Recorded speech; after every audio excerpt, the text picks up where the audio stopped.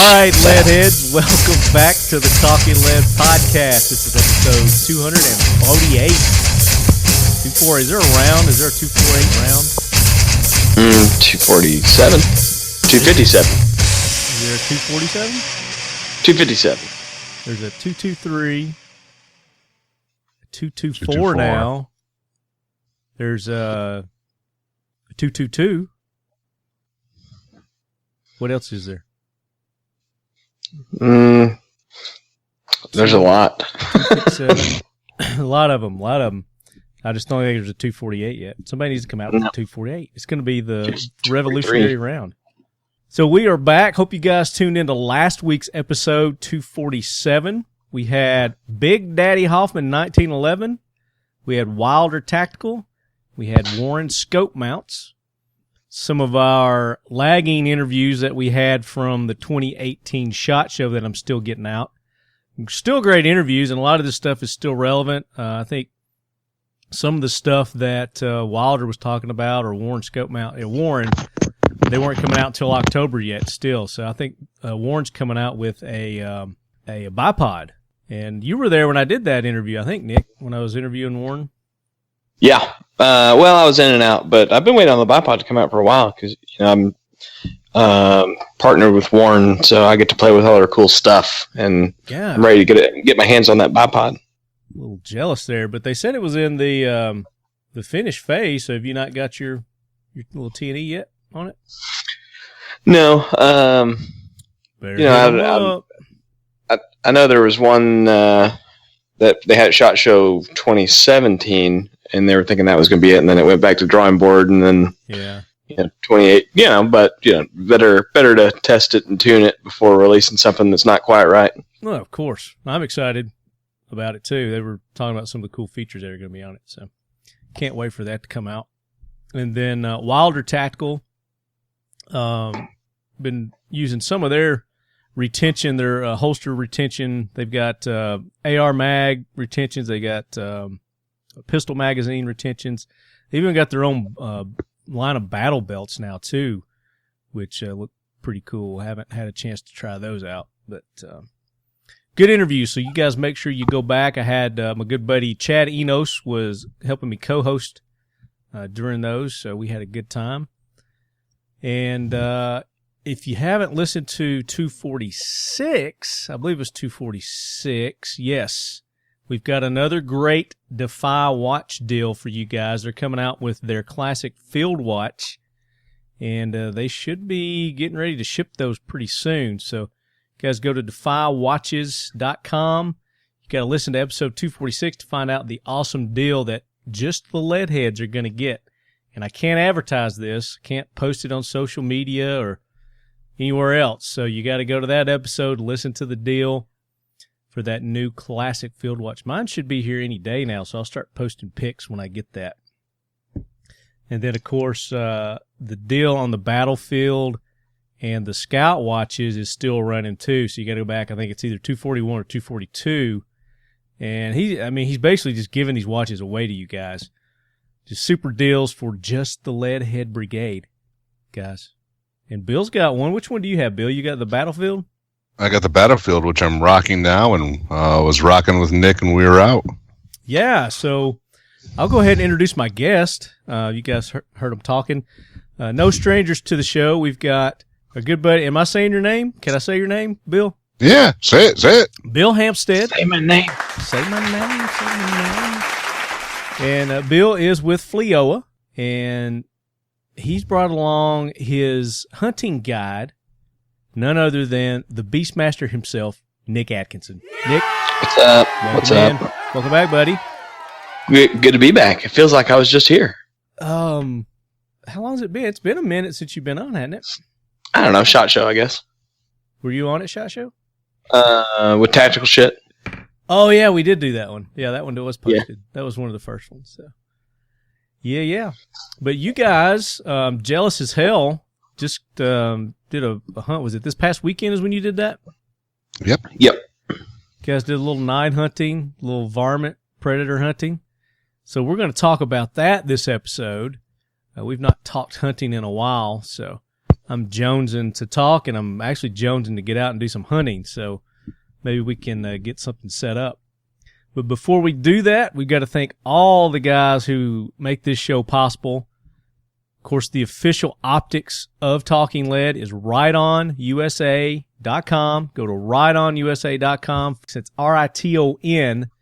And they are some of the best optics that I have laid my eyes on, guys. For home defense, for competition shooting, for just going out plinking, for precision long-range shooting, they've got an optic for you at Right On. Go to rightonusa.com. It's a veteran-owned company, American-owned company, based out of Arizona there, and it's all family-owned and run, too, I do believe. Brady and the gang out there. And they are part of the Antares Alliance. And I believe they're also supporters of FLEO, too. Is that right, Bill? They are. Yeah. And they were generous with our Sheepdog Impact Assistance auction that we had. They sent up a really nice optic to go with that rifle package that we put together that was, who all do we have part in that? We had Palmetto State Armory, had Keltec, had the Right On, we had the Abe and Mo Knife Company. Yep. Take part. Defy. And Defy. Yeah, Defy put up a couple of watches for that package as well. So raised a lot of money. Thanks to Right On for doing that. And a shout out to Right On my end for our 20th annual golf outing here in Detroit. The optics Brady sent, those were a huge hit. And I'm surprised people didn't fight one another for the optics. And I think fights on the golf course are always fun. Oh, yeah, no kidding. They've got a 1-8 coming out that I'm really excited about, and then they've got a new long-range precision. I think it's up to, I don't know where it's going to start at. It's either like a 6x34, or do you remember which one that's going to be? No, I do not. I haven't talked to Brady in a minute. Yeah, so. I can't remember where it's going to start. I think it's going to start at 6 and then go up to 34, but hopefully that's going to be ready in time for Charlie Melton's world record longest rifle shot that he's going to be doing coming up in September. Labor Day week, I think, is when he's going to attempt that. We're going to go out there for that. So that'll be a good time. And, of course, he's going to be shooting at X Steel targets, the best, most affordable AR-500 steel targets on the market today. And if you guys missed the deal that they had going during the Memorial holiday, they were to get 45% off on a lot of their targets. So that was probably like a once-in-a-lifetime deal. But they've got great targets there. AR-500 steel targets have that distinctive ting sound when you hit them. There's nothing more satisfying when you're plinking at those AR-500 steel targets. From X Steel Targets. Check them out, xsteeltargets.com. What, you gotta play the sound effect. I have that one. X Steel Targets.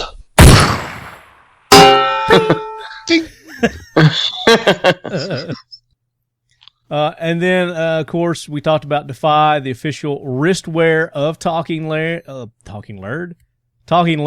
I can't talk right today. I've got a heat stroke. Had to do yard work today. You guys don't even know. You don't even have a yard. Don't talk about it being hot. Yeah, exactly. I want to hear it. We'll get there on the jackwagon. There's a difference between doing yard work and shooting varmints. I'd much rather be doing that. One involves killing things. Yeah. Yep. The other one involves killing me. Lawnmower. Yeah, lawnmower and weed eater and hacking up grass. I'll probably hack a few times trying to get this grass out of my throat. So before we get into talking to you guys about the hunt, which is going to be an awesome story. I hear you guys have a couple of stories for us, so looking forward to that. We got to do the jackwagon train, guys. So, Gunny, roll in that train. Hoorah, Semper Fi, do or die, hold 'em high at 8th and I. It is time for the Talking Lead Jackwagon of the Week, so brace yourself, baby. So who wants to start? You want me to start? If you want to. Yeah, yours is pretty good. So I think this is going to be the obvious choice. And most everybody's heard about this by now. But there was an incident that happened in, is it Denver, I do believe? But it's the dancing FBI officer.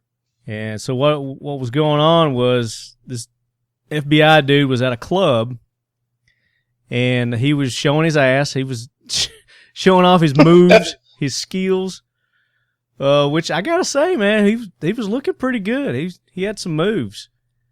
And then he goes for the Sunday punch and does his backflip. And when he does his backflip, and he's carrying, this is stupid anyway. He's carrying in the small of his back. That's what I was gonna say. Who does that? You don't carry in the small of your back. It's stupid. It's dumb. So there's his first mistake. The second mistake is he's at a bar with a loaded gun that I guess doesn't allow him there. I don't know what the rules are there, but anywho, it flies out as he's coming around. He sees it. Instinct, I guess. He's trying to act like nothing happened is what he's trying to do. And as he going down to grab it, he slaps it, and I guess his finger hits the trigger. And he must have a aftermarket trigger in that thing for it to go off that easily. Nah, come on. You reach down and grab a gun, stick your finger in the trigger while you're grabbing it. Dude, you apply a lot more force than you think if you're squeezing with your whole hand. Well, I guess, and if you're dancing too, your adrenaline's up, and you're like scared shitless because shit, there's my gun. When he shot a guy too, right? Yeah, so he reached down, he slapped his hand on his gun, and as he's pulling it up, he discharges it. If you watch the video, he puts it back in his holster back there. He holds his hands up like, hey, nothing to see here, nothing. And it kind of like he's like, ta-da! Yeah, kind of walks off, like nothing happened. But yeah, some dude caught one in his, I think his one of his main arteries in his leg. So here's an article I found, the Denver Post. So it says the attorney for the victim who was wounded when an off-duty FBI officer allegedly shot him. I mean, it's right there on video. There's no denying it. After dropping his gun on the dance floor of a Denver bar during a backflip gone awry, said his client remains pretty seriously hurt, but hopes the agent doesn't lose his job. So they go on and say they feel sorry for the agent. People make mistakes. I hope he doesn't lose his job, and my client hopes he doesn't lose his job. And then why do you want that guy to still be carrying a gun? That's what I want to know. No, dude, there's other jobs, bro. He doesn't need that one. He doesn't need one that requires a gun, right? Yeah. So when I've never shot anybody. So now you are a former law enforcement too, right? Yeah, and I never accidentally shot anybody. So never accidentally? Did you intentionally shoot anybody? No, I never shot anybody. But come on, like carrying a gun off duty, you have a level of responsibility there. And if you are doing back handsprings in a bar and you inadvertently shoot someone, I'm pretty sure you don't need that job anymore. You don't need to be carrying that gun. I'm in agreement. I think the guy needed to be fired yesterday if he wasn't. When did this happen? June 5th? No, well, I'm saying he can still work for the FBI, but, maybe he's an analyst now. Maybe he's the janitor, Yeah. I don't know, man. I mean, I think there needs to be some sort of a legal responsibility here for him as well. I mean, he did shoot the dude. Yeah, there is. So, and I'm sure this guy's going to sue the shit out of FBI, the bar, and everybody that was around, probably. Yeah, I think the bar would be all right. Well, the bar is offering him free drinks for life. I read that somewhere. It says the bar also has promised the victim free drinks for life. Why is it the bar's fault? I think they're just trying to say, hey, don't sue us. we get free drinks for life, We're settling this out of court with alcohol. With alcohol, yeah. Oh, so you want your buddies to drink free too? Okay. Mile High Spirits is the name of the bar. So we've got some buddies out in Denver. Sean Heron with We Like Shooting. Wonder if he's ever been in that bar. We'll have to ask him. Maybe he got shot. Maybe that was him. But anyway, he's it looks like he's going to recover. He's not going to die. He may have a limp for the rest of his life, but that's my jackwagon right there. I mean, that's well deserved. I don't think it's a surprise to anybody, but he had to be thrown on. We had to make it official. I can only hope he was a FLEO member with active membership for legal representation. So that's a good point. Yeah. You should check in. It's one of those. Nope, I'm staying out of that one. We'll let our legal guys deal with that. But it's one of those incidents where, yeah, having your membership helps.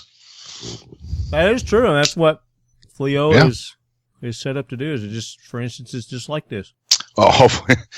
All those backflip kill shots. Right. No, I don't know about that, but here's what I'm thinking. When those weird things happen, yes. I'm thinking maybe this dude was really on duty, and he was casing the joint out, and that was a suspected terrorist.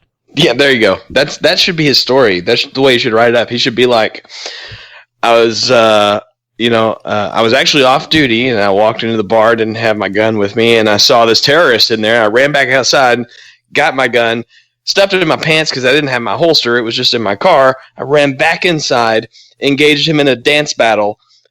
During my backflip, I saw my moment to strike and took him down. He's like, I used the dance as a disguise because I didn't want to alarm the patrons that were there. So I had to make it look like it was an accident. Otherwise, he would have shot everyone in the bar had I not done this. Yep. That's his defense. FBI guy, you can call me at area code 615. I will be your attorney. I will sell you that story. Specialize in bird law. So who's your jackwagon, Nick? You know me, I like to go abstract, so I'm going with whoever turned off the air conditioner because this weekend it was ridiculous. It was 105 on Saturday, and holy crap! Trying to go hunting when it was still in the 90s at like 2:00 in the morning with 80% humidity. Yeah, or higher. Yeah. So it was pretty ridiculous. I mean, I get it. We're in Central Texas, but holy shit! Oh Jesus, that was rough. Yeah. So there's not much else you can say about it. It's just, it was hot. I'm ready for winter to be here. It's not even the hot time of the season yet, is it? And this summertime is bullshit. July and August are our hottest months. Who was your other one though? You had a really good one we were talking off air. The fish. Oh man, that was a long ass time ago. Yeah, but there's no time limits on jackwagon. Oh. No, yeah, we were talking about this. There was some like mountain man up in Wyoming or Montana. I can't remember. It's been so long. Or Idaho, and he got a bunch of tickets for fishing without a license. And his defense, he went into court and went on this huge spiel about how he's a free man in a free land, and he's fishing for food, and the government can't regulate that. And I guess they did. It was Montana. Montana? Did you find it? Yeah, I found it. Yeah, and he like storms out of the courtroom and gets in his truck and leaves, but I'm pretty sure he went to jail later. Montana's natural man defies courts, sets up another rural patriot showdown. Yeah. So that was like 3 or 4 years ago, probably. A couple of years ago. Maybe even more. Yeah, 2014. But here's the thing. I don't know if he's the jackwagon or if the judge is, because I get his point, but at the same time, you can't be that guy. This guy can. Look at him. He can be that guy. That's true. No, yeah, but I agree to some extent that if you're fishing or hunting for food, then it shouldn't be as regulated as it is. But I also agree it has to have some regulation, and you buy a hunting license or buy a fishing license, So they asked him to explain why he was fishing without a license. And he told the judge, I was searching for something to put in my stomach, as I am recognized to be allowed to do by my universal law, he said. I am the living man, and I have the right to forage for food when I am hungry. Motherfucker. He didn't say motherfucker. He may have, but they didn't put it in quotes. I agree. I get both sides of it, but, I agree with it. I mean, they should have just let him go. I mean, they shouldn't have made a big deal out of it. It was a waste of taxpayers' money. Well, I feel like he made a big deal out of it. You know what I mean? Right. And that's kind of why he could be somewhat of a jackwagon, I think, is because Well, just for what he's wearing right there, too, it looks like he went to a costume store and got his mountain man outfit there. So. Right, and if you watch the video, he goes and gets in a car with, I guess, his wife or somebody, and it's like a nice car, if I remember right. It's not like you'd think he'd be riding a horse. You know? Yeah. Maybe that was his suit. Maybe that was his funeral suit that he's wearing to court. These are my good clothes. These are my church clothes. I'm digging his mountain man jacket, though, man. I love that jacket. Mm-hmm. I would like to have that jacket. Ernie, if you're listening, I will let you be on the show if you give me that jacket. Trade him a t-shirt. Just like they're hopping into like a late model, maybe a Chevrolet. I can't, dude. It's been so long since I've seen it. But yeah, isn't it like a 2000s model truck? Yeah, I mean it's a newer. Yeah. It's newer than mine. It's newer than my Yukon. Yeah. I expected him to be getting in like a 51 truck. 51 truck. Ford truck, 51 Ford, or like I said, a buggy with a horse pulling it. Just hop on his horse and ride out. You can't be that hungry if you're driving a car that has a loan. Yeah. So you guys can go. You can Google Montana's natural man defies courts. I did a man arrested for no fishing license, and it came up under that. Yeah. So which one is the jackwagon? Is it the judge or I think they both are. The dude. They both are. Yeah. Yeah. I think originally it's going to be whoever the officer that arrested him. That made a big deal out of it. I think originally that guy didn't make a big jackwagon. Didn't make a big deal out of it. He just wrote him a ticket. I mean, but he's got to bring him into court. No, you just write him a ticket and let him go, and then they got to show up to court. Yeah. Well, then the judge, I guess, who made him go get him and bring him into court for not showing up for his prior tickets, I guess. Yeah, I mean, and then him for I see it both ways. Issue. Yeah. Just go get your fishing license, dude. Yeah. Come on. Maybe you don't buy a new truck and you can spend your $30 on a fishing license. It wasn't that nice of a truck. It was okay. I bet he's not using modern Spartan Systems TVT engine oil additive in it. 320,000 miles going strong in the old lead sled. Oh, my. Yeah, baby. It's going to be a record. So I was mowing today. I told you I was doing yard work today. I was finishing up from this weekend. It was so damn hot, so I didn't finish. And it was still muddy. So when there's spots in my yard that my mower will get stuck. I got one of those big ass 0 turn radius things. It's heavy as shit. So I had to wait for it to dry out too to finish my ditches. So I was doing my ditches today, and there's some that are kind of steep, and I got to an area on one where I was kind of second guessing whether I should keep going on it or not. So I was like, screw it. I mean, it's been doing good so far. So I got to a point, and it started kind of sliding down a little bit. So I tried to turn it and go up the hill, and then as I did that, it was so steep, all my weight was in the back. So I thought I was dead. I thought I was going to die today. The front end came completely up, but thank God, apparently it was designed for this. The back of it's got that big metal piece in the back, and it caught me, so it stopped. But I was designed to ride wheelies. I'm sure that's what it is. I was almost 90 degrees. Stuck. And I couldn't figure out how to get down, how to get off the mower. So I shut everything off, and I'm sitting there trying to figure it out. And then I hear this truck pull up, and they go, you need some help? It's the UPS guy. He's like, I was driving by, and I saw you flip up, and I was like, oh shit, I think he flipped over completely. So I turned around and came back. He said, thank God you didn't go all the way. That sounds like you should have had video going. Oh, my God. That would have been great. Yeah, it would have been great. Maybe we could recreate it. We can try in July. I'm not doing that again. That was scary as shit. I thought I was going all the way over. Girl pair, dude. I was like, there's the end of Marty.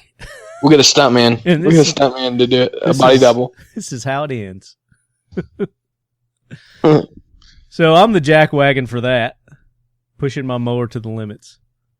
I'm going to say my jackwagon is all the people I knew in Michigan who knew I was hunting in Texas and sending pictures of all of them dressed up in blue jeans and sweatshirts because it was cold up here while Nick and I were sweating our asses off, killing things and dragging them. That was a choice. You knew it was going to be hot. Oh, yeah. But no, just they're jackasses for, haha, look at you. It's nice and cool here. We know you like this weather. And you're down there, haha. So they're the jackwagons on my end. So another one, I've got to throw this guy on the jackwagon train too. The SRO, the student resource officer at is it Marjorie? What's that school?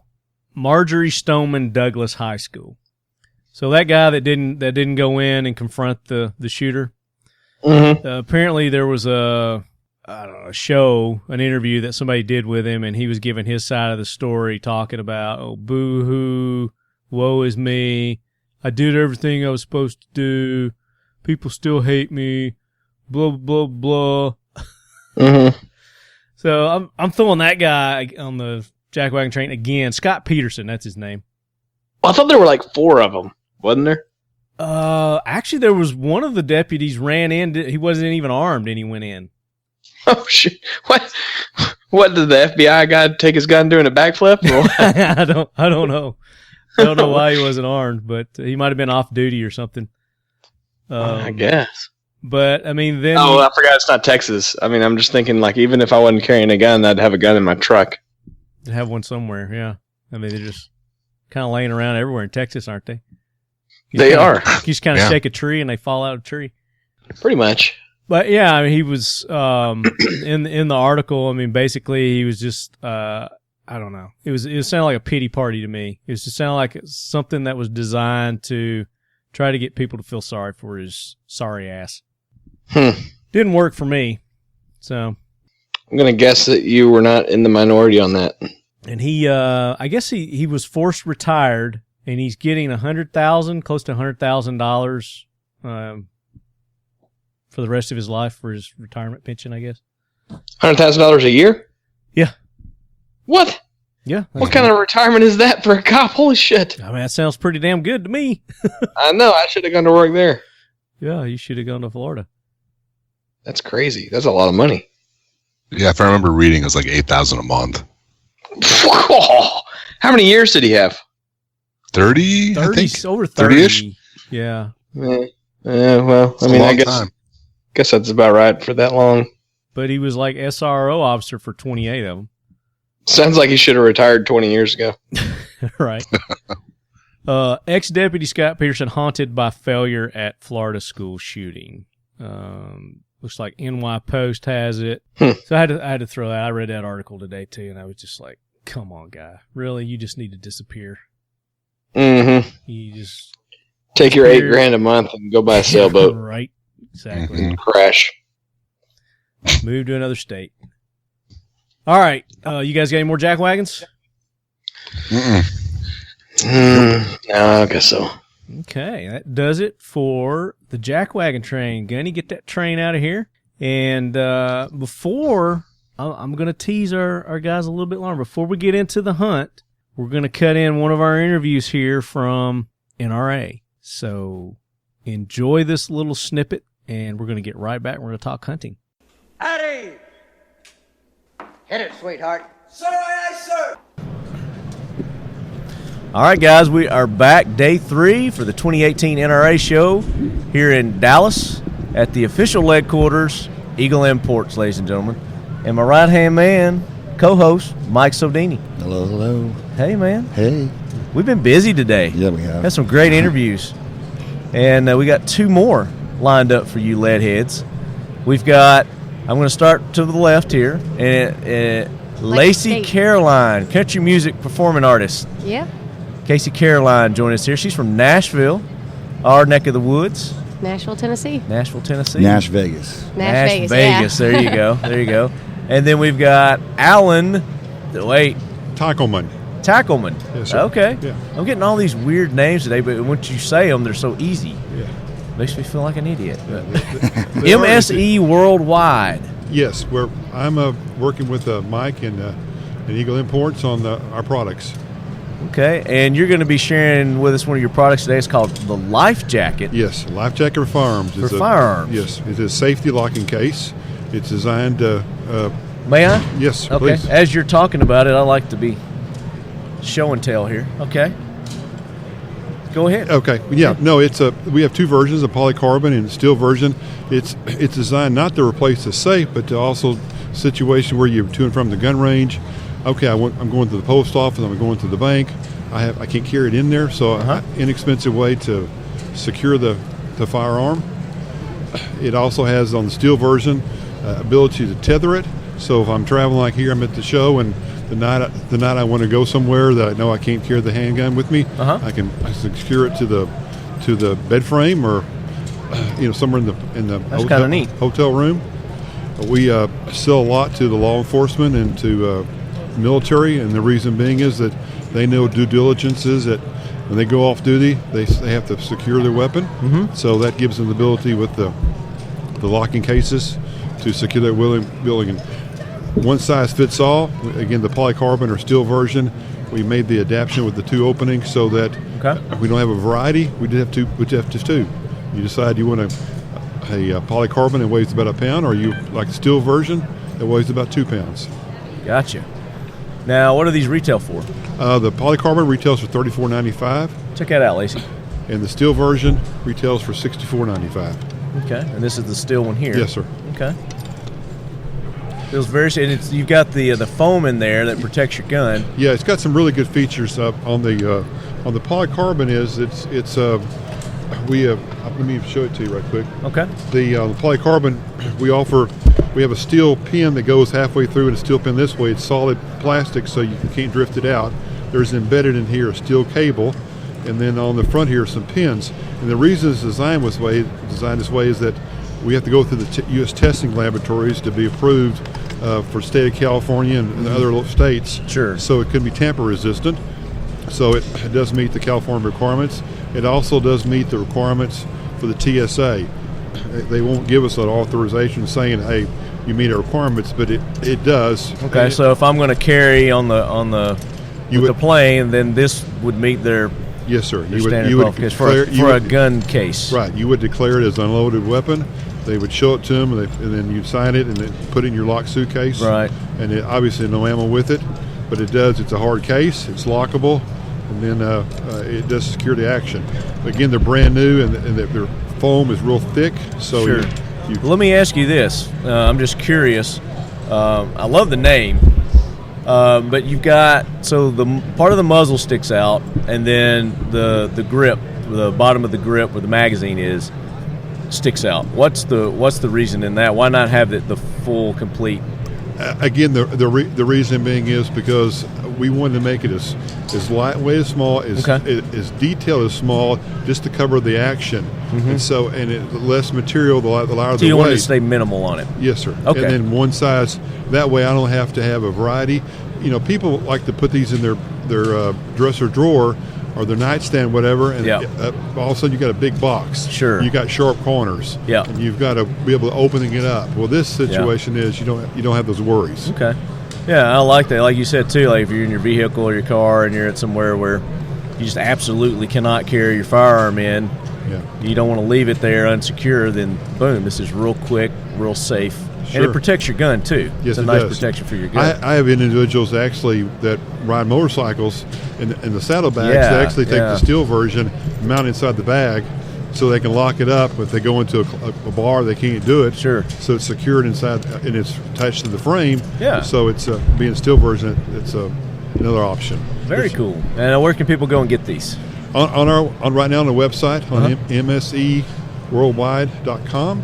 Okay. And but again, there's quite a few distributors across the country and dealers that do offer it, and our website will offer those Very cool. those locations. Have you run across any model that it would not fit? Well, there is a situation where that may be like a Glock 22 because of the grip and the double stack magazine would be real tight on this one, but it would fit this one fine. Fit the metal one fine? Yeah, okay. But no, any normal concealed... Revolvers? Yes, no problem. You do a revolver? Okay. Yeah. Nice. Any normal concealed carry, duty weapon is going to fit either one of these. Fit right in there. Versus, Grand Powers, Versus, Arms, all of them. Max, Llamas. Llamas, yes. Yeah. Very cool. Yes. The life jacket. Check them out. MSEWorldwide.com. Yes. And is that the only place they can get these, or do you have these in stores? Are these available in stores? Right? Well, again, they can go there and find them? Yes, sir. Okay. Different locations. Not all everybody, over the world. Not all over the world. Yes, we do still internationally. We have a huge. Did you design this? Is this your invention? No, sir. Okay. All right. I got involved back in 2004 and got involved with the company personally. Finally, it's 2006. So. Gotcha. But I made it's a catchy name. I like it. I made some serious modifications to it. I got you. I changed the shape up some, but the original was similar to that, but it wasn't like this. Okay. All right. Yeah. What do you think about this, Lacey? think You it's work pretty at a neat. gun store. Yeah. There in Nashville. Is that something that I should tell people or not? What's that? Oh, That you work at? Yeah. Can we say Yeah, where you sure. work? I work at Nashville Armory. Nashville Armory. In Nashville, Tennessee. Which the Leadquarters has been set up there several times. Done the show from there. Premier shooting facility in Tennessee. It is. It's a nice range. Very nice range. So what about, is that something you guys would carry at Nashville Armory? I think they'd definitely be interested in it. I think they would sell a ton of those. Yeah. We always have people looking for safe ways to keep their guns in their house, especially if they have kids and whatnot. Right. So you need to give her your card. I will. Alan. Yeah. Yeah. Again, the initial design was, again, people have safes in one part of their house, but they can't carry in the bedroom, and for children protection, it's extremely perfect for that situation. Yeah, very, like you said, lightweight, compact, easily stowed away when needed. Yes. Very nice. So, Lacey, howdy. country music artist. Yeah. There in Nashville. Are you from Nashville originally? No, I'm not. Where are you from? I'm from a place that people always look at me funny when I say I'm from there. Okay. Yeah, I'm from New Jersey. Well, really? Yes. Really? Yeah. What part? Asbury Park. Okay. Shore. Yeah. Yeah. Where are you from? I'm from Sussex. Okay. So it's basically like Tennessee in the north, where I'm from. Is that what it is? Yeah. It's because you don't have a New Jersey accent at all. No, not at all. I play a lot of country music, so it's definitely worn into my throat, I guess. Yeah. So how long have you been doing the country music? I mean, gosh, since I was like 14. So I mean, I was gonna guess you to be like 18 or something anyway. So Yeah, sure. Okay, we can go with that. yeah, it work. Okay. Yeah. Okay, we'll do that. I'm old enough to drink. There you go. Boom. So you've been doing it for a while. Yeah. Very nice. And you were telling me you've got a couple of albums getting ready to be released, getting ready to be dropped. So I have a single that comes out May 23rd, my birthday. Happy birthday. When I turn 21 again. And then after that, I have a new record coming out. In a couple months, I'm doing a fundraiser campaign right now to help me promote it, because I put all of my money. I'm an independent artist, so everything costs so much money to do everything, the record itself and whatnot. And I put all my money into that to get the best product I could. And now the promotion side of it afterwards, we're doing like a little Kickstarter fundraiser on a website called Bandtwango. It's like a Bandtwango. Yeah, it's like a company. Their whole platform is to help independent artists kind of, beat the system a little bit, because it's kind of, the system in general is kind of supplement you a little bit. Yeah. It's not exactly meant for independent artists. So looking to do a little fundraiser for all the promotion on the CD when it comes out. Okay. Well, definitely when it hits, let us know. We'll get you on. And awesome. I'm really excited for it. Now, do you know Morgan Mills? I do know Morgan. She's a good friend of mine. Yeah, she used to work at Andrew Armory and I too. are real good buddies. Yeah. Yeah, she started at the Nashville Armory too. Yeah. Yep. She's a great girl. She comes in to shoot all the time too, so I see her there. Oh yeah. Yeah. Yeah. She's a big hunter. She likes to hunt. Oh yeah. Likes to shoot her turkeys. Yeah. She's cool for sure. Now, have y'all ever done anything together? You and Morgan? Any collaborations? Not really. I mean, I'd love to, but nothing. Do you write your own stuff too? Yes, sir. Yeah. It's the Nashville way. Yeah, it is. Yeah, it is. So, what's the name of the songs and the albums that are coming out? So the single that's coming out on May 23rd is "Ain't That Girl," and it's Ain't That Girl. It's about being a single girl at a bar on a Friday night. And then I got some other songs on it. There's a song that is super personal to me. It's called "Rolls Away," and it's I would call it an ode to the military families out there. Okay. So that's going to be a hit. I mean, it's something that every time I play it, it's always an emotional experience. So okay. It's great. We got another good friend of ours, Marcus Fox, who's on the Nashville scene also. He's had several songs released and put out. Trying to get him back into it. He's been playing at Second Fiddle quite a bit lately, and a couple other places too. So I'll introduce you to Marcus as well. He's a very good songwriter. How'd you get out of New Jersey? Well, how'd you get out of there? Like, I mean, where I'm from, right? It's like you got to get through security first. Well, where I grew up, it's very rural. It's like big farm country area. So, Nashville's not very different from that mindset, but overall, New Jersey's not really a place for country music. Yeah, it's not a place for guns either. No, right? I didn't understand guns. And I say, understand because there's, a misconception, I think, that people who don't shoot are anti-gun. And growing up in Jersey, we weren't anti-gun. We just didn't. Right. We had no opinion. It was we just didn't know. So when I moved down to Nashville, my boyfriend's in the Army, and he was like, "This is a gun," and I was like, "Is it gonna go off?" I was super scared of it at first, and then he walked me through it and taught me how to shoot, and I've been hooked ever since. I'm like, this is amazing. How is this not all over the place? Yeah. Why do people not want this? This is awesome. Yeah, it's just it's like you didn't know. You were afraid because of the unknown. Well, yeah, exactly. And that's why we have to get the people the exposure and the education. Mm-hmm. But it has to be people willing to do it. Well, yeah, that's the thing. And I think that like civil discourse and communication and just polite conversations how that's going to get accomplished. Right. But I mean, I don't know. I love it when people are in Nashville, they'll see me, or they'll be like, "Do you know Lacey Caroline?" I'm like, "I don't know." And they're like, "She shoots guns." Like, "Oh, I know her." So getting to kind of, because I do competitive shooting in my free time. It's not I don't have a lot of free time. You doing 3-gun, or you doing 2-gun? I love running guns. So they're a different animal. Mm-hmm. You basically run miles, and you're on your own. There's no squad or anything, and you just run from stage to stage, do obstacles like a biathlon, a Spartan race, but with guns, and it's amazing. Little physicality involved with it. Yeah, it makes it fun. If you like punishing yourself with cardio, it is for you. Have you been to Rock Castle yet? Up in Kentucky? I go there all the time. Yeah, that's one of my favorite places. Yeah. Have you done the caves yet? Yeah, the running guns that I do, they're up there. Yeah. At Rock Castle. So I go there quite a bit. Yeah. I'm actually playing a show there on May 19th. May 19th? I think I have to double check the date. I'm pretty sure it's May 19th. Now, are you, speaking of that, are you performing anywhere? Can people listening go and catch you live maybe? Yeah, I play in Nashville quite a bit. May 16th I have a show at Tin Roof on Demumbrine in Nashville. Okay. And then Spotlight 615 for CMA Fest. I'll be playing on June 6th at Tin Roof on Broadway. So really excited about that stuff. All my music is online on Spotify, iTunes, Lacey Caroline, Instagram, Lacey Caroline. Spell it just for those that might misspell that, like me. Lacey. My mother insists was the correct way to spell Lacey. And then Caroline, like the state. So Caroline.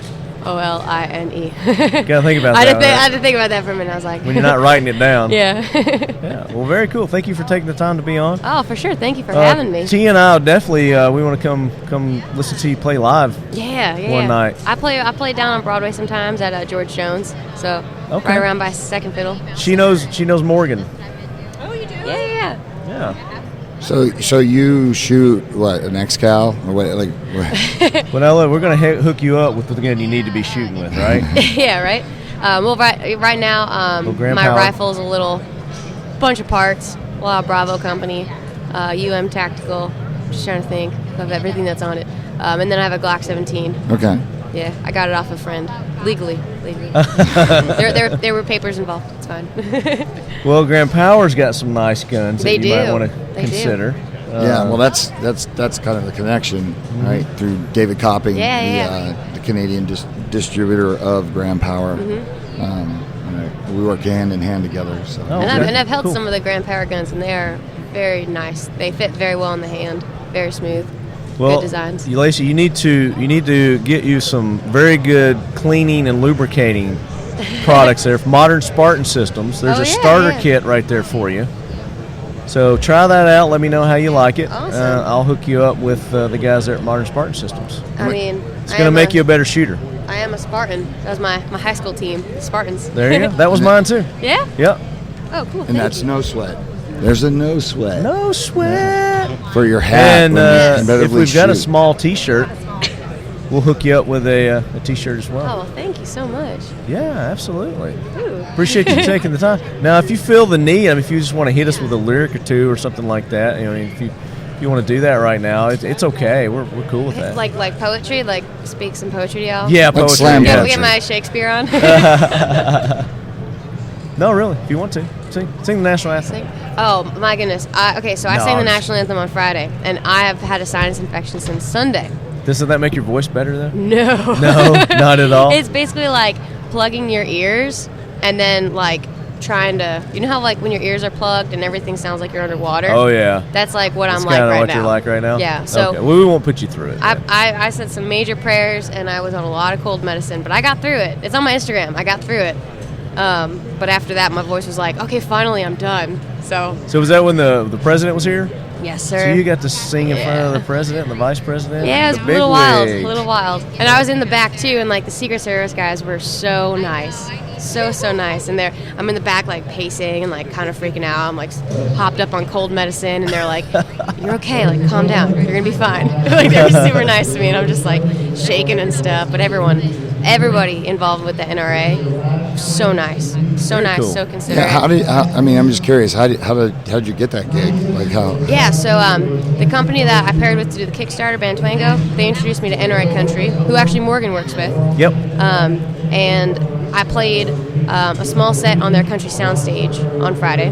But they had the opportunity, like, hey, would you be interested in singing the anthem? I was like, of course. And then so they're like, well, send us a video.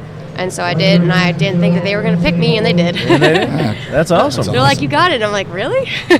Me? Little old me? Okay, cool. So, but yeah. Cool. Once again, give the social medias and where everybody can download and listen to your awesome music. Yeah, at Lacey Caroline. Facebook is Lacey Caroline. My website, LaceyCaroline.com. And then if you go on Spotify and search for Lacey Caroline, my last record, one of the guys will come up, and I love those songs too. So if it's okay with you, this is recorded. Oh, cool. So I can like pipe in some music. Oh, definitely. As you're talking, so I'll play one of your music to the background of this. Yeah, one of your songs. Yeah, that'd be awesome. Okay, we'll do that. Definitely. Well, guys, thank you so much. Appreciate you, Alan. The Life Jacket. Make sure you guys check them out. And then Lacey. I mean, definitely check Lacey out. Thank you all so much. It'll be awesome. You anything you want to say? No. It's all been said. So we have a tagline whenever we end our show. I'll say, and as always, leadheads, keep your loved ones close. And my guest will say, and your firearms closer. I saw that one coming. You say that one? Yeah. Did you say it? Did you say it? Okay. And as always, leadheads, keep your loved ones close. And your firearms closer. Perfect. Thanks, guys. Thank you. Thank you.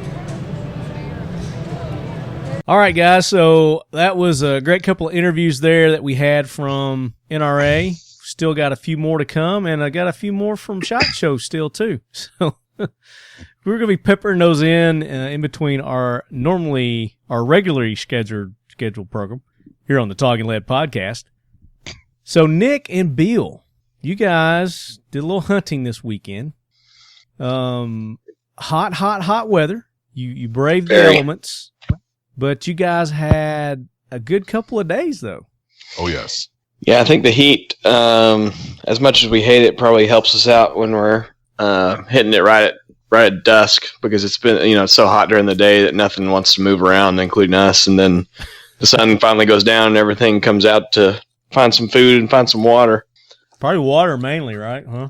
Yeah, for the pigs for sure. Because we were talking about it. They're pretty sensitive to the heat. If you put a trap out during the summer and catch a pig and you don't go get it the same day, it'll die. Just dehydration, overheat. Yeah, well, just heat stroke. Just heat stroke. Yep. So, what time did you start? Now, you're in Texas. This is where the hunt happens. And what part of Texas? Central Texas. So we hunted Llano on Friday night, and then Lampasas on Saturday night. But we started right at dark both nights, I think. So about 9 o'clock. Sun's going down right around 9 right now. Gotcha. So talk about your equipment. What'd you pack for this hunt? Bill, what do you want to tell them what all you brought, or how you want to I didn't bring shit. You hooked me up. Batteries. Oh yeah, I brought batteries. He brought some batteries. I think I left a few in the truck. A couple flashlights. Batteries and jerky. Yeah, that's yeah, so we were using Beastmaster hunting rifle. I was shooting my Beastmaster hunting rifle, 6.5 Creedmoor, with a Trijicon Mark III on it, and Bill was using my loaner rifle with Trijicon Mark III on it, and then I've got a Trijicon handheld thermal for him to use, that he used, and then I've got a Trijicon IR Patrol that I have helmet mounted. So we're in the Beastmaster hunting truck, the new one, and just cruised around, man. Mm-hmm. Shooting Highland Lakes ammo. Highland Lakes, okay. So yeah, you did Highland Lakes, man. It's the new rage. It's all the rage. Well, maybe I need to talk to them. Highland Lakes is local down here, and he loads some awesome ammo for competition, for hunting, for self-defense, everything like that, home defense, whatever. But we've gone out and tested ammo. He's loading a specific load for me for 6.5, and we've got the SD on 10 shots down to like 6 before when we're doing ammo testing. It's crazy. So just very precise precision loaded ammo. Okay. Yeah, I definitely need to have an introduction with this gentleman. For sure. So, and your suppressors, what suppressors were you using? An Omega and a Saker. So both Silencer Co. Okay. Now, those are the ones we used when I was down there, weren't they? Yeah, same setups. Yep, very cool. Now, did Bill have the 223? Is that what you were shooting, Bill? Yes, I was. Okay. Very nice. And how did you like Nick's 223? Now, was this your the one you had last time? The one you were using when I was down there last time? No, I don't think so. I don't remember what I was shooting when you were down here. No, it's just a rifle that I've had forever. It's a little short 14-inch that I let people use because it's real short and easy to maneuver, and a little bit lighter weight, and just the 6.5 is awesome, but loaner 6.5 gets a little more expensive to let people shoot. And hey, if he's buying his own ammo, right? And it's a beast. I'm trying to remember the exact weight of my rifle without anything on it. I think it's just under 8.5 pounds. What I was getting at was when I was down there, of course, I had the Nordic Components 308, and it didn't have the adjustable gas block on it. So when we put the suppressor on it, it wasn't functioning properly. So I was, every other shot having to fix my shit. But we at one point split up. You and was it Zane? I think maybe you and Zane went and checked on some pigs that we'd already shot, and then the rest of us went to look for some of the other ones, and we ran across another pack, and you'd left your 223 in the truck. Mm-hmm. And so I took it. Yeah. and I nailed 4 or 5 pigs, boom, boom, boom, just like that, while we were over the hill. Checking. And you failed to record any of it? And I didn't know how to turn your recorder on, but I inadvertently turned mine on and it's left like it on. A freaking laser, man. You got it dialed in perfect. I loved it. I think it was the Cobalt? I don't remember. It may have been. Can't remember which one it was, but I just remember that it was just like death, like a death ray. It was perfect. Murder. Yeah, I like hashtag murder. Hashtag murder. I like my guns to be very precise. If they don't shoot good, then I don't want them. I understand. I want a redo with my 308 now that I've got the adjustable gas block and everything ready to go. Yeah. Had to come back and do that. I tell you what's funny, Marty, is we went hunting whenever we filmed episode 1 of Beastmaster Hunting. We Bill and I went hunting the same place that you and I did when we didn't see anything. Oh, really? And you guys, I mean, that picture, you had at least 15? I don't know. We shot 14 or 15. We found 12. Okay. And then you got some other things in between. You got coyote. Did you get a coyote or was it a fox? Fox. That's what you had. Fox. Yeah, a couple of grays and a couple of coons. We could have shot. Bill, how many coons could we have shot if we just shot all the coons we saw? Oh, Christ, it was nonstop. 20-ish. They were just everywhere. We were just letting the coons walk, though, most of the time. They got a pass this time. Yeah, I mean, they're not as much fun. I don't. So this was your first night, right? You got all these? Yeah. Yeah, so we rolled out to Llano about 9 o'clock. We pulled up to the gate. And as we're pulling up to the gate, I kind of glanced out in the pasture, and there's a bunch of little black spots out there. And I went, man, is that pigs? And Bill said, I think so. So we pulled up to the gate, and rather than pulling all the way in, just shut down and got everything geared up right there, and then walked in and walked up to the edge of the barn, and I leaned around the corner to see if I could see those pigs out in the field, and they were right up in the lean-to that's up against the barn. They were all laying down. They were just laying there. Yeah, they were laid up under a feed trailer, and I look at Bill and I said, they're right here. And he's like, where? I wasn't peeking my head around the corner. And I'm like, shh, they're 6 feet away. So we backed out a little bit further. We backed out to about 30 yards and kind of swung out wide and shot a couple of those, and then loaded up and went to the next spot. So it was kind of like that all night. So a good night was had by all. Yeah, it was just the two of you this time, right? Yeah. Yep. It's two of you. And did you guys do any videoing at all? We didn't film anything. I just record stuff through my thermal. Okay, so you weren't doing any Beastmaster stuff. No episode or anything like that. Oh man, that would have been a good one though. Yeah, that's what we were talking about. I was like, man, we should have, because it's a pain with just two people to try and film. And usually I end up taking somebody else just to film, but that would have been the night to do it, and then we got over to the next. We basically just drove around the tanks, checking the water holes, and we saw. Bill, how many pigs were there in that second tank? Maybe 8 or 10. Oh, easy. Yeah, when I got all excited and shit. Yeah, you want to tell them about that? Oh, yeah. So we stop at the second tank. Nick takes off to go check it out, and I'm watching through the thermal, and here comes Nick walking up the road, thumbs up. So I hop out real quietly, and we take off to go get set up to shoot them, and Nick stopped and goes, okay, so here's the plan. We shoot once and then stop and let them settle down so we can shoot more. Okay. All right, got it. Sweet. Cool. Let's go. Walk up. We set up. He takes one down by the water. I take one high.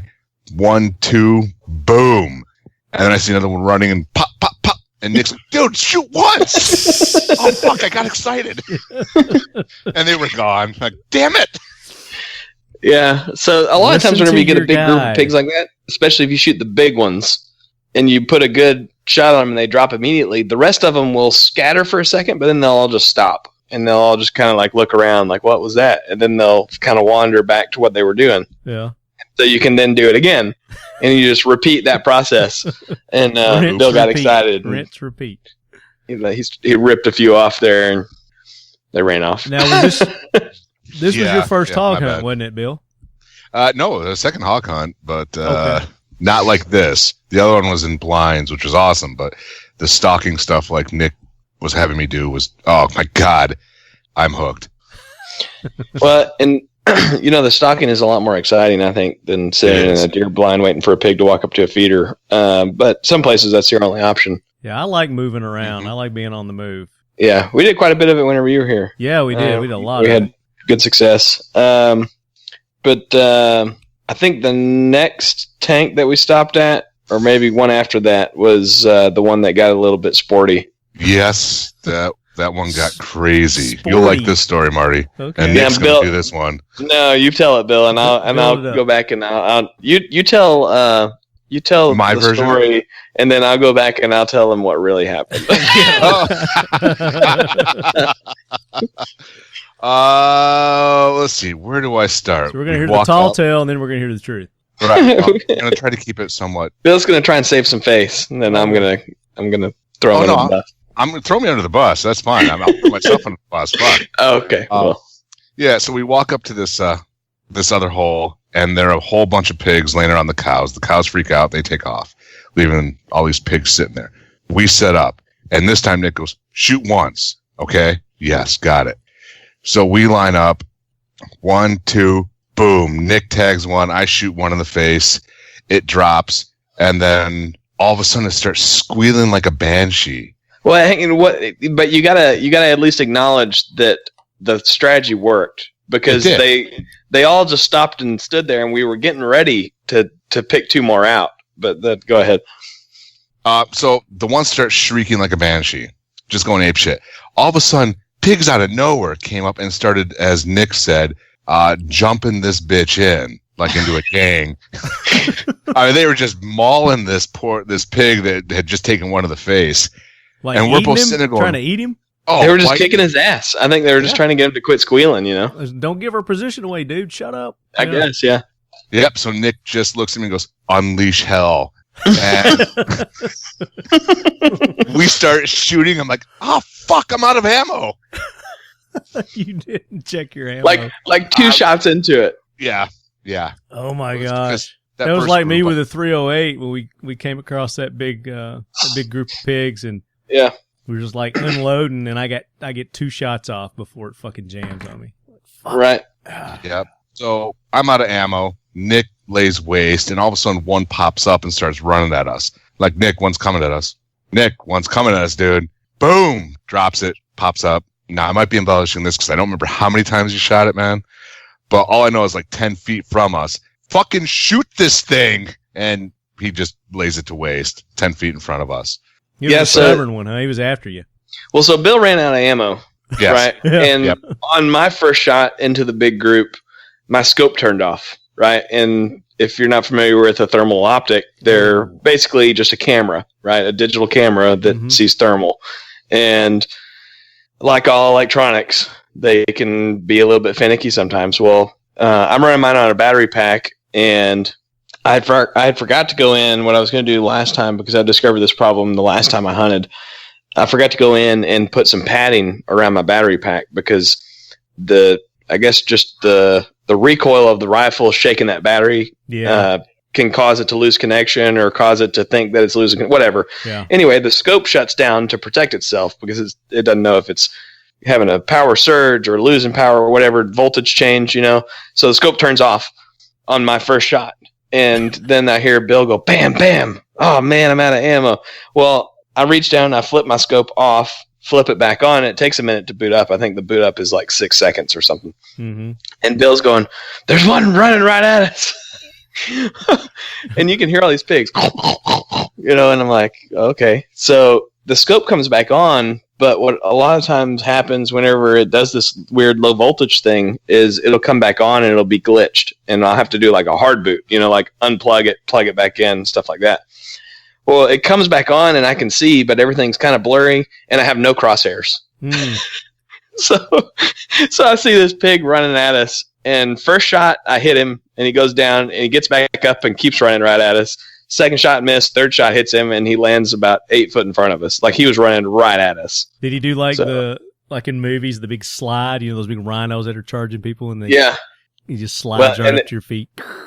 Yeah. So it would have been cool if I'd have got that on video, but because when the scope shuts down, the video shuts down. Yeah, you wouldn't have got it anyway. And it would have been interesting had the scope not turned back on. But I was basically just walking it into him and hit him on the first shot, missed the second, hit the third. So it was pretty cool. So you guys it was exciting. So it wasn't just your humdrum hunt. And then so we're laughing about that. And then we walk up to check out the slaughter, and we got 7 out of that group. Oh yeah, this. And, we're kind of like just looking at the damage, and as we're walking back, like we're like, okay, let's go get the truck and we'll load them up. We're walking right past this pig that probably weighed 30 pounds, and it jumps up like it was laying on its side, looked dead. It jumps up like 2 feet in the air and makes the craziest sound I've ever heard. It was like, like it did not sound anything like a pig. Oh man, I about jumped out of my shoes because it was like 2 feet from me when it jumped up, and Bill's on the other side of me. Was it dead? No, it took off running. It took off running, and I was like, whoa. He probably would have think he was like a bobcat or something, so you'd leave him alone. Well, I think he was one that got hit on a pass-through shot on another pig, because they were all, I mean, when I say they were like balled up kicking this pig's ass, they were balled, like it was 30 pigs and you couldn't tell the difference in one from the rest of them. So I'm sure. Have you ever seen that before? That many pigs, or pigs doing that? Pigs doing that. Have you ever seen that before? I've never seen that. Usually when a pig squeals in a group like that, then the other pigs run away from it. But this one, I think we saw probably 6 or 7 when we got ready to shoot. And then we shot, and then all of a sudden they came out of the woods. Like you could hear it all around us just going, and then here they all come running out. It was crazy. Yeah. And just beat the hell out of it. Yeah. Wow. So exciting, cool. Man. So yeah, I missed a good hunt. It sucks. Yeah. This was day one. I mean, this is like a full week right here of hunting. Oh, dude, it was. I mean, when you don't even get in the gate and you're already seeing pigs, it's going to be a good night, So, and then Bill reloaded his rifle and redeemed himself on the next tank. We got to the next tank and checked it, and there was, I think we saw 6 or 7 pigs. Bill shot 3, I shot 3. We found 2 of Bill's and 1 of mine. Yeah, something like that. Yeah. Yeah, that one real big one took off. Yeah. So that was a good one. And then that ended that night. I think it was about 2:00 in the morning. We were both pretty tired by then. So it was all pigs on the first night? No, we shot those fox and a couple of coons. Talk about just the fox. What were you doing when you got the fox? One of them we shot while we were just riding to the next spot, and I saw him hopping around and blasting him out the window. And then the other one, we were up in the rack, and I called it in. Bill shot it. Mm-hmm. Nice. Yeah. So talk about, for those who've not heard us talk about the rig, the Beastmaster truck, talk about how you guys set up. So it's a 2010 Z71. Just leveling kit on it, nothing crazy to make it all huge or anything. I've got some Mickey Thompson mud tires on there, the Bajas. If anybody wants some tires, or needs some durable tires, those tires are so badass. I was looking at some Mickey Thompsons to put on the lead sled. Dude, the Mickey Thompson Baja Claw, I think, is the ones I have. I'll go look. I'll call you later and tell you which ones they are for sure. But these tires are incredible. Like, the first probably 2 weeks I had them, we went hunting up there at Zane's, where you went. Yeah. And we rode across a field of mesquite trees that had just been bulldozed, and there were, like, it'd been just straight cleared, and all the trees were still out there. There were no roads. And we drove across mesquite trees all night long, and not a flat one. I mean, so I've been super impressed with those tires. Anyway, so the tires. I'm looking at it right now. I just pulled it up on the internet. Holy shit, yeah. $630.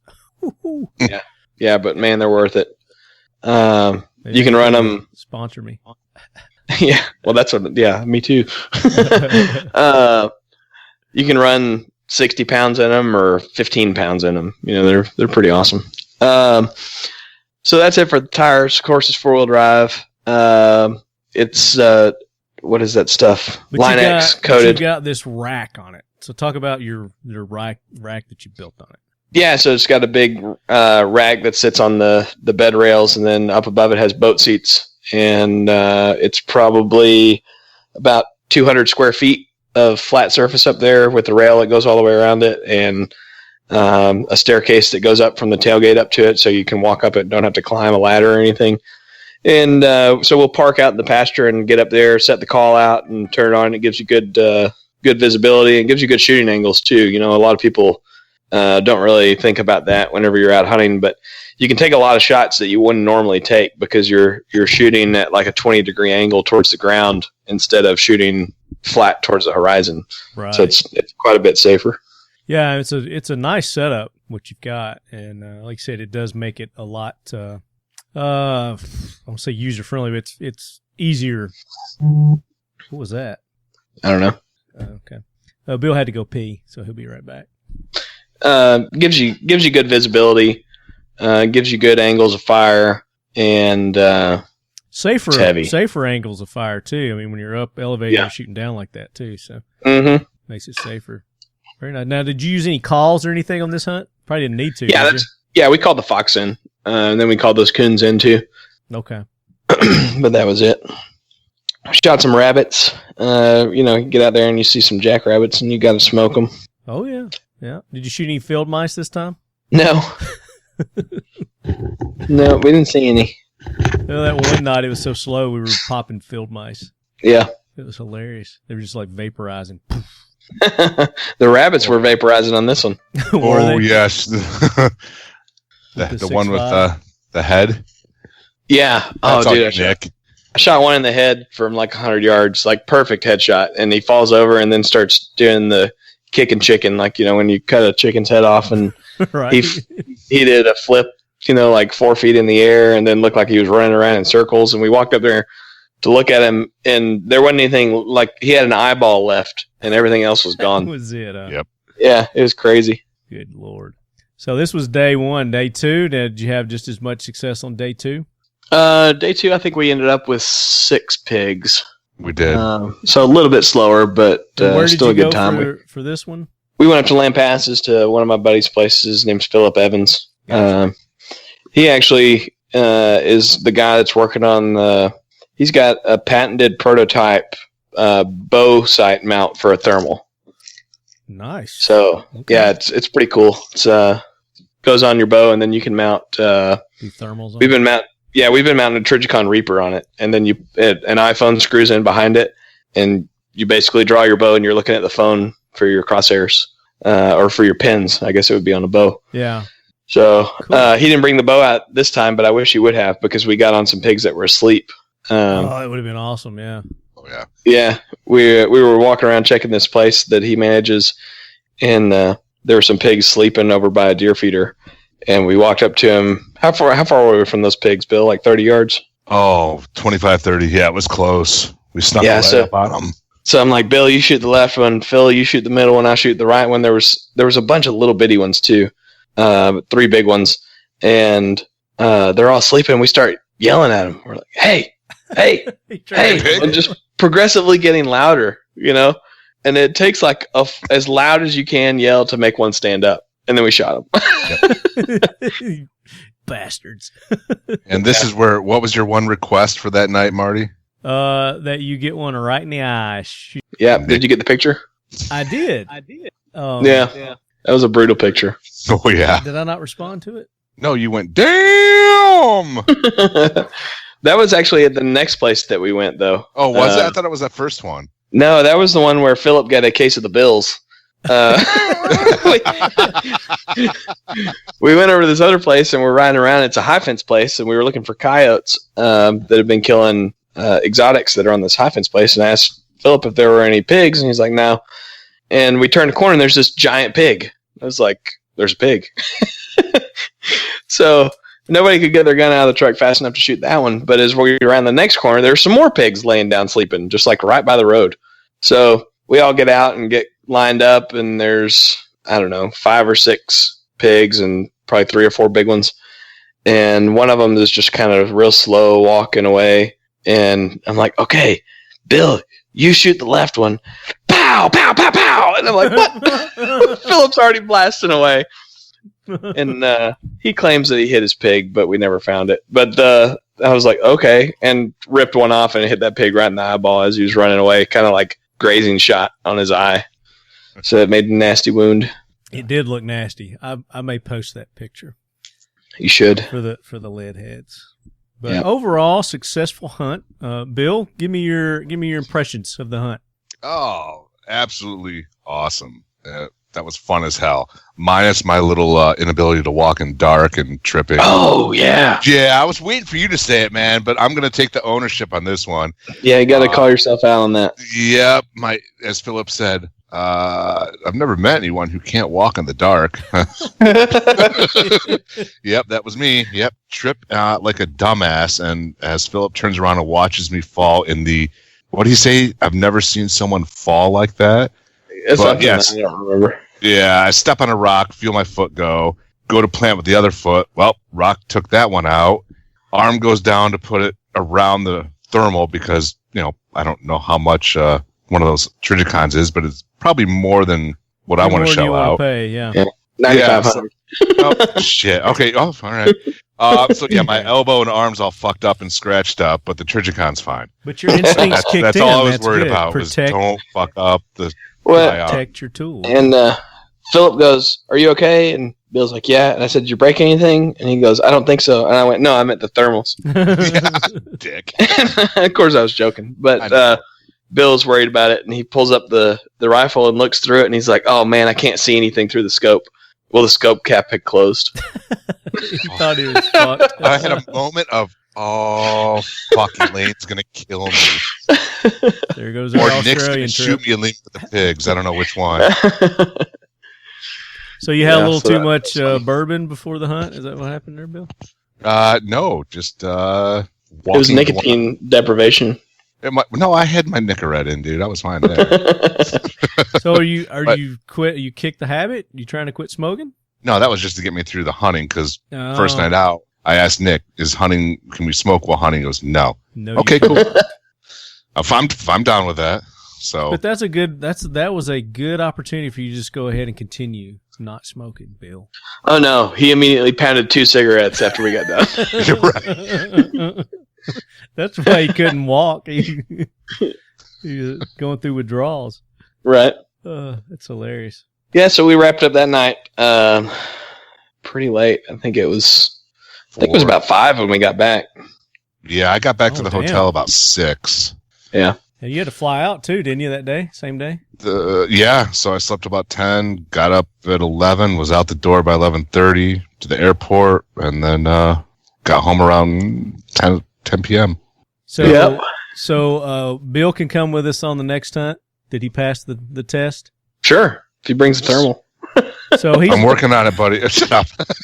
I'm working on it, though. So, Bill, what you got to do is you got to hook us up with, what's-his-face, who's got the land up in North Texas there, so we can do some prairie dog hunting. Yes. Oh, yeah. Yeah, and Nick, I found out we do have wild hogs up here in the thumb of Michigan. There you go. Look into that some more. Blow the thumb off. You also have a lot of people on forensic files in Michigan. Do we? It seems like every other story happens in Michigan.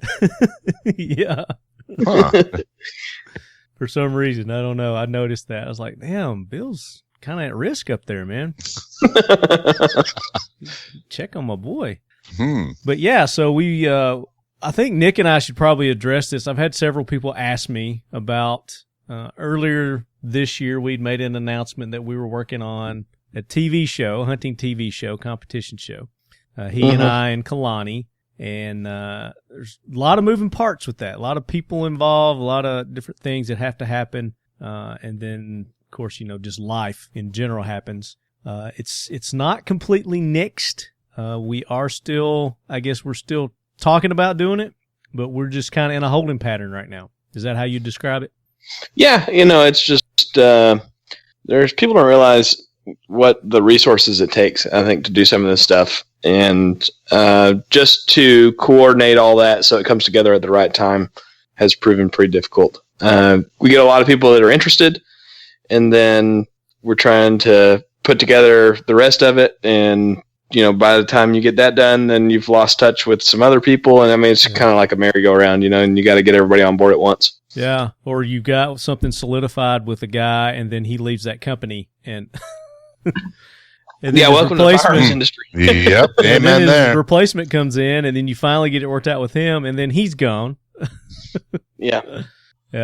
So that one is still in the works, but I think Nick and I are talking about maybe doing something else also. So something else. Stay tuned for that. Yep, it'll be more of a self-funded deal. So yeah, it'll be more of the style that you guys are used to us doing, just our own style. With the competition thing, I mean, that's something that we're looking at doing is going to be more professional. There'll be a lot of professional videographers and editors and, all that involved with it. So it'd be more polished, I guess, than what we're going to do. Yeah, go watch some Beastmaster Hunting episodes on YouTube. That's it'll be more up that alley.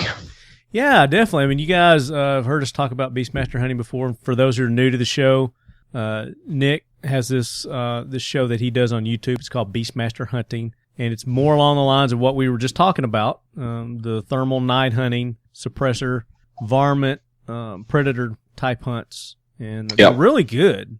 I mean, not bad for a couple of iPhones and right some for the equipment they're thermals. using. It looks really good, really good. And of course, the very first episode, yours truly is in, and the second, first and second. Okay, yeah, it was a two-parter. Nice. And I think there's 6 or 7 episodes right now. And then I'm going to fire it back up, once the cooler weather hits. So I'm just going to stick to doing 6 or 7 episodes a year, I think. But we were talking, and I think we can take that to the next level. So stay tuned. Next level. Next level kind of cool. That's what I'm talking about. Yeah. So very good, guys. So I had to live vicariously through you. I've not been on a hunt in a while, so I got my fix. Marty, what were you doing while we were hunting? I was lounging by the pool, drinking rum. Yeah. Bill was showing me the squirrely ass text messages that were coming through. Yeah, my thumbs weren't working real good.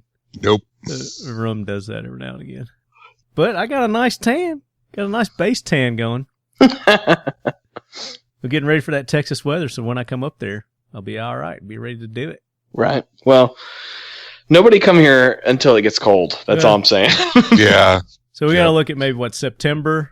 Let's see. Cooling off. August. I think September. I'm going to Iceland. Oh well, damn! It ain't warm in Iceland. I know. That's the idea. It's gonna be real cold. You gonna hunt? You just going for the hell of it?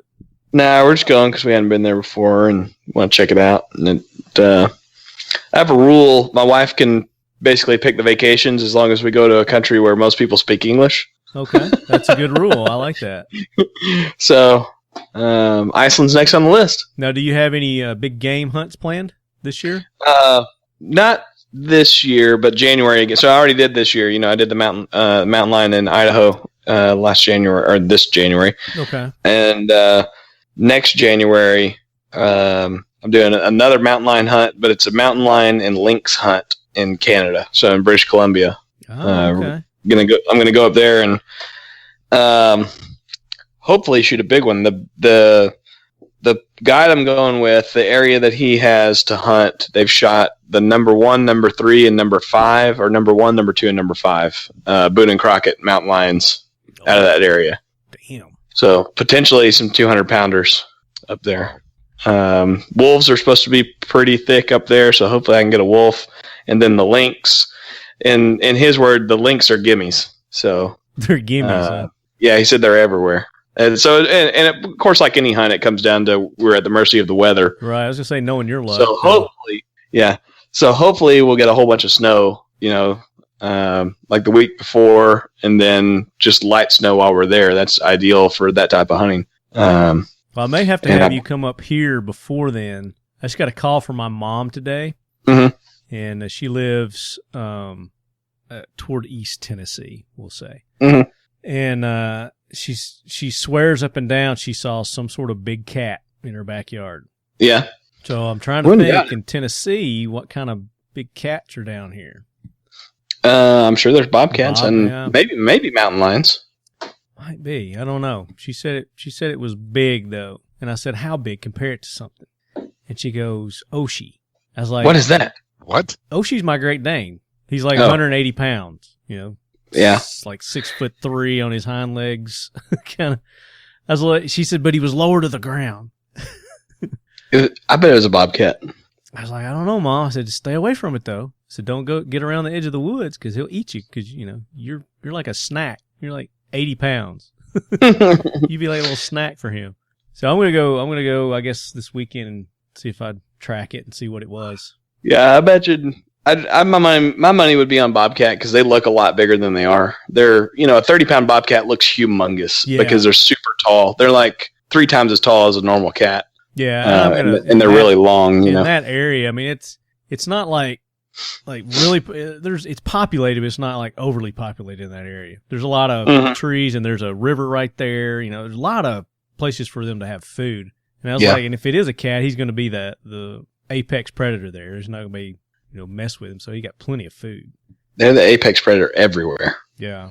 Have you ever seen the video of that leopard swimming across a river and then he grabs a crocodile and like by the back of the neck and then swims back across the river with it? No, I haven't seen that. Yeah, it's a badass video. Just look up leopard catching crocodile, and I'm sure you'll find it. But yeah, they're on somebody's on some safari or whatever, and they're cruising around and filming this leopard like doggy paddling across the river. Like, what's he doing? And there's a 8-foot crocodile on the bank on the other side. He swims out of the water, runs up, jumps on it, bites it right behind the back of the head, and then carries it off.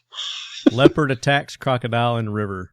Yeah, that's it. Huge crocodile. I mean, he's a huge freaking leopard too. Yeah, leopard's like the 4th or 5th biggest cat. He must have been really hungry to go after a crocodile. Dude, why? He's just badass. I mean, if you can do it. He's freaking pounced on it. Got him in the back of his neck. Yeah, like nothing. And then just carries him off. Yeah, he's just picking him up. Yeah. Well, what was that wolf story you were telling me about, Nick? The one running with like a full size? Oh, yeah. Yeah, I'm trying to find that. That would be badass to see. Hang on, let me see if I can find it. So, I was telling Bill this story. I was scrolling through Facebook one day, and this video pops up, and I watched it, and I was like, this is the most awesome video I've ever seen.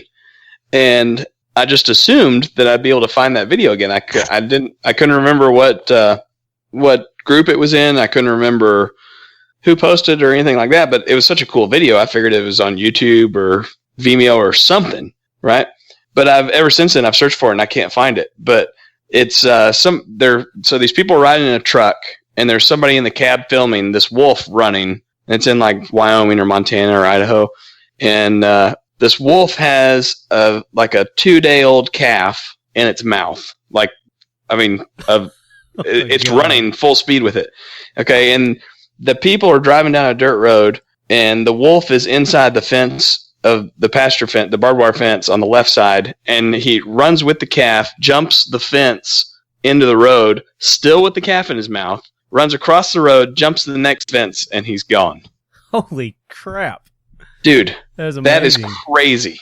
Yeah, if you find that, send me the link to that. That'd be awesome. Yeah, I'd like to see that one. I just sent you guys another crocodile leopard video. This thing's like this is a land animal that's sneaking up on a water animal in the water. Dude, a wolf with a calf in its mouth, jumping fences. No, I got to see that. 60, 70 pounds. It's amazing.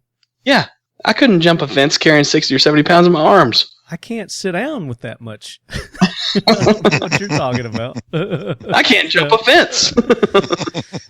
So before we start going down this rabbit hole of these videos, because I've got them lined up here after you gave me that, let's go ahead and thank those that made this show possible. Again, the official optics of Talking Lead. Topping Lead? Now we're Topping Lead.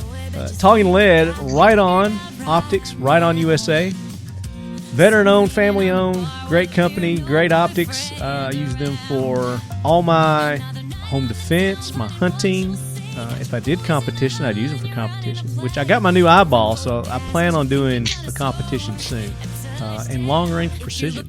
They've got red dot. They've even got binoculars.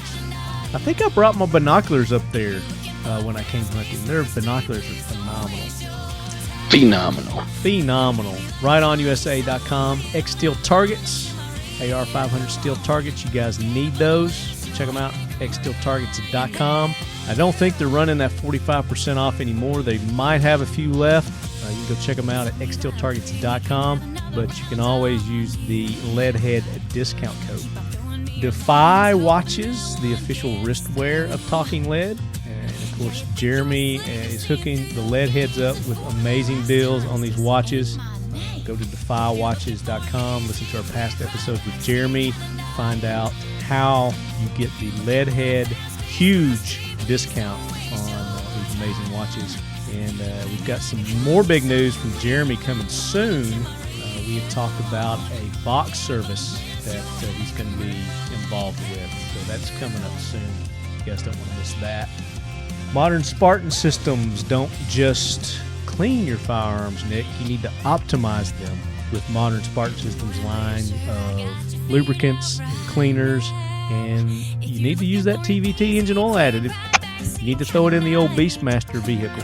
Do they make something to optimize box service like you were just talking about? Optimize a box service? A lubricant to optimize box service. They very well might. I think if they put their product in it, it would. Absolutely. ModernSpartanSystems.com. And guys, the lead head tumblers, the Talking Lead tumblers are available. They're shipping. I call them the Evil Black mugs. You do like props because you're holding it up like everyone can see it. I'm showing you guys. Which is cracking me up. I'm showing you guys. I don't think Nick has one. Sorry. Yet. Yeah, you're in and out on video. I don't know what's going on with my internet today. It's extra slow. I got to get you one. Bill's got several. He stole. They are badass. He stole a bunch of sheepdog. What? What? You know you did. You know you raided to me, dude. You raided the stash.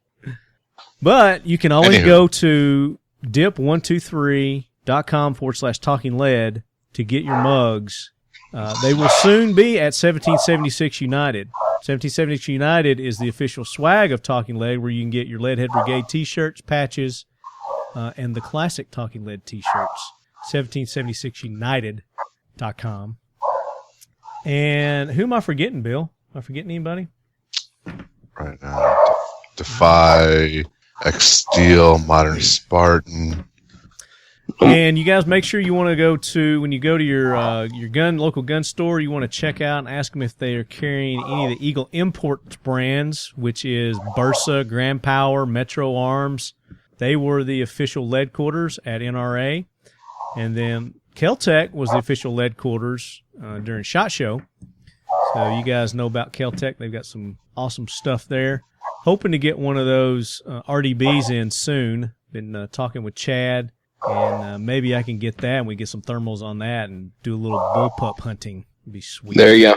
Hells yeah. Sounds like your dog. Is it feeding time? I don't know what's going on. My wife's supposed to be managing that. Uh-oh. Guess she failed. They don't sound too happy. But yeah. And then the Beastmaster Hunting channel. Make sure you guys check out Nick over there at Beastmaster Hunting and his line of swag. He's got some awesome t-shirts. I love that last t-shirt that you came out with the big skull on the front. It's my favorite so far. I wear that. Beastmaster skull shirt. I wear that to the gym, or I should say I used to wear that to the gym when I went to the gym. I haven't been in about, over a month. So I got to get back in the gym. Who's Jim? Gold's. Oh, that kind of Jim. Never mind. Who's Jim? I got it right away. Wait for you. Yeah, you got the box service too, but they got the lubed box service, no doubt. And then Fleoa. Fleoa has a great fundraising venture right now. Talk about the Jeep, Bill. Oh yeah, it's a customized 2018 Jeep Wrangler. This thing is just badass. If you go to Fleoa, FLEOA.org, somewhere about halfway down on the page, you'll see a picture of the Jeep. Tickets are $25 each. It goes to support the Fleoa Foundation, which then helps out our members in times of need. Line of duty deaths, natural disasters, whatnot, and the guys running that are doing a phenomenal job. It's only like $25 a ticket. Yeah, it's not bad. No, and then the more you buy, then you get better deals, more chances to win. That's going to be October? When are they giving that away? Yeah, October, right around the time the National Law Enforcement Officers Memorial Museum will be opening DC. Last year, y'all gave away a badass vet. Oh yeah, that thing was was sweet. Yeah, but this Jeep is real. I love this Jeep too. So you guys go to that link that Bill just said, and I'll put a link in our show notes to it as well. I made a post on Facebook today also, linking to it. You guys are somewhere around almost 200,000 that you're raising for it so far. And oh yeah, 150 or something, and still raking it in. All right, so you guys have any parting words for the leadheads? Beastmasterhunting.com. There you go. FLEO.org and sheepdogia.org and Mission 22. Make sure you guys go and support Sheepdog Impact Assistance and Mission 22. Mission 22 does a lot for our veterans. Resources include comprehensive wellness, war detox program, Brazilian Jiu-Jitsu, health and housing access, horse therapy, holistic health, and service dogs. You'll find more information and apply for these programs at mission22.com. And Magnus Chris? Johnson, the founder of Mission 22, just came out with a new book, and you guys can get that at mission22.com too. And it talks about his struggles with PTS, and that is how and why he started Mission 22. So, great book. I'm not all the way finished with it yet, but about halfway through. But you guys get it at mission22.com too. Guys, that does it for another episode of the Talking Lead podcast. Nick, Bill, thank you guys so much for taking the time to be on, sharing the hunting story with us. Good times. I enjoyed it. Oh, same here. Thank you, Nick. Appreciate it, bro. No problem. Always good times. And as always, lead heads, keep your loved ones close. And your firearms closer. And your crocodile-eating leopards closer. If you can get them. Calf-carrying wolves far away, maybe. It's illegal to own a leopard. No, it's not. I think it is in America. No, you can get licensed for them.